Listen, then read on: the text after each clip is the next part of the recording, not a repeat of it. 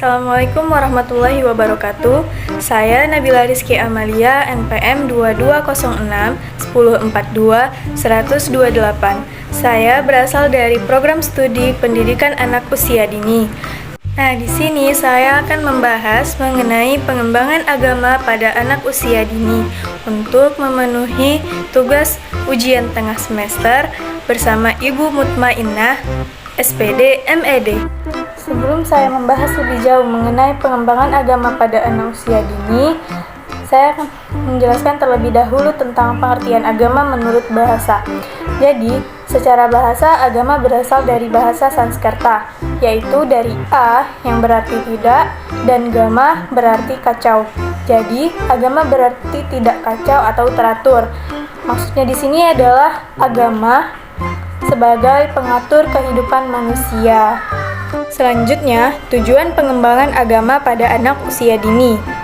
Secara umum, tujuan pengembangan agama pada anak usia dini adalah meletakkan dasar-dasar keimanan dengan pola takwa kepada Tuhan dan keindahan akhlak, cakap, percaya pada diri sendiri, serta memiliki kesiapan untuk hidup di tengah-tengah masyarakat untuk menempuh kehidupannya yang diridhoi olehnya. Nah, adapun tujuan khusus pengembangan agama pada anak usia dini. Yang pertama, ada mengembangkan rasa iman dan cinta terhadap Tuhan. Yang kedua, membiasakan anak-anak agar melakukan ibadah kepada Tuhan. Ketiga, membiasakan agar perilaku dan sikap anak didasari dengan nilai-nilai agama. Nah, yang keempat, yang terakhir adalah membantu anak agar tumbuh dan berkembang menjadi pribadi yang beriman dan bertakwa kepada Tuhan. Maksud tujuan pengembangan agama pada anak usia dini adalah agar anak-anak kedepannya tidak jauh dari agamanya. Nah, berikutnya ada pertumbuhan dan perkembangan rasa keagamaan pada anak usia dini. Pertumbuhan agama tidak muncul dengan sendirinya, melainkan karena adanya rangsangan atau stimulus yang sangat kuat dan berulang-ulang yang muncul dari luar diri anak. Nah, ada 3 rangsangan yang dapat kita stimulus agar agama pada anak usia dini dapat tumbuh dan berkembang. Yang pertama, ada pendengaran anak. Nah, pendengaran anak terangsang dengan suara atau bahasa yang memuat nilai agama yang diucapkan berulang-ulang. Maksudnya di sini adalah ketika pendengaran anak sudah mulai terangsang, baiknya sebagai orang tua dapat mendengarkan anak suara-suara keagamaan atau bahasa yang kita ucapkan yang memuat nilai agama agar anak dapat menyerap dan mengingatnya. Nah, yang kedua ada penglihatan anak. Penglihatan atau mata anak terangsang dengan sikap dan perilaku keagamaan yang berulang-ulang. Maksudnya ketika mata anak sudah mulai terangsang, baiknya sebagai orang tua melakukan perilaku keagamaan seperti misalnya sholat. Nah, ketika kita melakukan sholat berulang-ulang di depan anak pelan-pelan akan mengikuti apa yang dilakukan orang tuanya. Nah, terakhir ada pemicu bagi anak.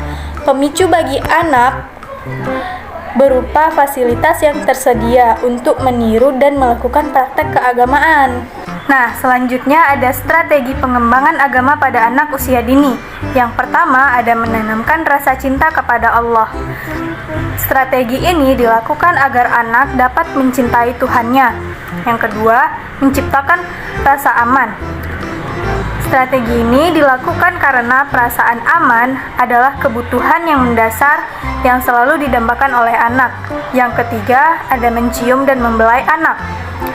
Kebutuhan akan ciuman dan belayan bagi seorang anak akan menumbuhkan rasa aman dan nyaman sehingga anak akan tumbuh menjadi anak yang penuh dengan kasih sayang. Selanjutnya yang keempat ada menanamkan cinta tanah air. Nah, yang kelima meneliti dan mengamati. Meneliti dan mengamati dalam kegiatan ini, anak dapat dibiarkan untuk melakukan sesuatu dengan sendiri. mengalami dan merasakan sendiri. Hal ini dilakukan agar anak dapat belajar melalui pengalamannya sendiri dan belajar dari kesalahannya agar tidak melakukannya lagi. Nah, selanjutnya yang keenam, ada menyentuh dan mengaktifkan potensi berpikir anak. Strategi ini dapat dilakukan dengan cara bercerita atau berdongeng, karena cerita dapat membangkitkan kesadaran serta mempengaruhi jalan pikiran dan dapat mengembangkan nilai-nilai positif dalam diri anak. Lalu yang ketujuh adalah berikan penghargaan pada anak. Strategi ini dilakukan agar anak merasa bahwa dirinya merupakan kebanggaan orang tuanya, gurunya, serta orang-orang di sekitarnya. Nah, yang ke-8 ada pendidikan jasmani. Strategi ini dilakukan agar pertumbuhan anak menjadi optimal, sehingga anak dapat tumbuh sehat dan kecerdasan otaknya terjamin. Nah, yang ke-9, teladan yang baik. Strategi ini diperoleh melalui lingkungan keluarga, sekolah, dan lingkungan sekitar tempat tinggal sang anak. Yang ke-10 ada pengulangan dalam proses pembelajaran. Proses pembelajaran yang diulang-ulang dilakukan agar pengembangan agama pada anak usia dini akan berkembang. Nah, yang terakhir yaitu memenuhi kebutuhan bermain. Strategi ini dilakukan karena bermain adalah kebutuhan dasar anak yang harus dipenuhi oleh orang tuanya. Nah, pengembangan agama pada anak usia dini selain dilakukan oleh orang tuanya juga bisa dilakukan di sekolahnya. Nah, sekarang saya akan menjelaskan bentuk kegiatan pengembangan nilai agama di PAUD. Bentuk kegiatannya ada dua. Yang pertama ada kegiatan pengembangan nilai agama secara terprogram. Kegiatan ini dilaksanakan dengan perencanaan khusus dalam kurun waktu tertentu untuk memenuhi kebutuhan anak secara individual, kelompok, dan atau klasikal di dalam maupun di luar kelas. Nah, yang kedua ada kegiatan pengembangan agama secara tidak terprogram. Kegiatan ini dibagi menjadi 3. Yang pertama ada kegiatan rutin, yaitu kegiatan yang dilakukan secara terjadwal. Seperti contohnya keberaturan, berdoa, pemeliharaan kebersihan, dan kesehatan diri. Yang kedua, ada kegiatan spontan, yaitu kegiatan dalam kejadian khusus, seperti pembentukan perilaku, memberi salam, membuang sampah pada tempatnya, mengatasi pertengkaran, dan lain sebagainya. Nah, yang ketiga ada kegiatan keteladanan, yaitu kegiatan dalam bentuk perilaku sehari-hari, contohnya berpakaian rapi, gemar menolong, berbahasa yang baik, sabar, dan lain-lain. Nah, selanjutnya ada pengenalan agama pada anak usia dini. Ada 6 hal yang dapat kita kenalkan pada anak usia dini. Yang pertama ada azan. Ketika anak baru dilahirkan oleh ibunya, sang ayah sebaiknya langsung mengazankan sang anak. Yang kedua ada akikah. Akikah dilakukan setelah 7 hari, 14 hari, atau 21 hari setelah anak dilahirkan. Jika anaknya laki-laki, baiknya ada 2 ekor kambing yang harus disembelih untuk mengakikah anak lelaki. Jika perempuan, hanya menyediakan 1 kambing untuk disembelih. Yang ketiga ada sunat atau khitan. Anak laki-laki maupun perempuan wajib hukumnya untuk dikhitan, baik ketika masih bayi atau ketika dia beranjak remaja. Nah, yang keempat, mengenalkan yang berhubungan dengan rukun Islam, seperti mengucap 2 kalimat syahadat, sholat, berpuasa, membayar zakat, dan naik haji. Nah, selanjutnya yang kelima, mengaji. Ketika anak masih usia dini, baiknya langsung diajarkan tentang huruf hijaiyah, mendengarkan anak-anak untuk mendengar surah-surah pendek, agar anak dapat menghafalnya ketika sudah beranjak besar. Nah, yang terakhir ada khitbah atau dinikahkan. Ketika anak sudah beranjak dewasa, orang tua dapat menikahkan anaknya dengan pasangan yang dipilih. Nah, yang terakhir ada metode dan pendekatan pengembangan nilai-nilai keagamaan. Yang pertama ada metode bermain.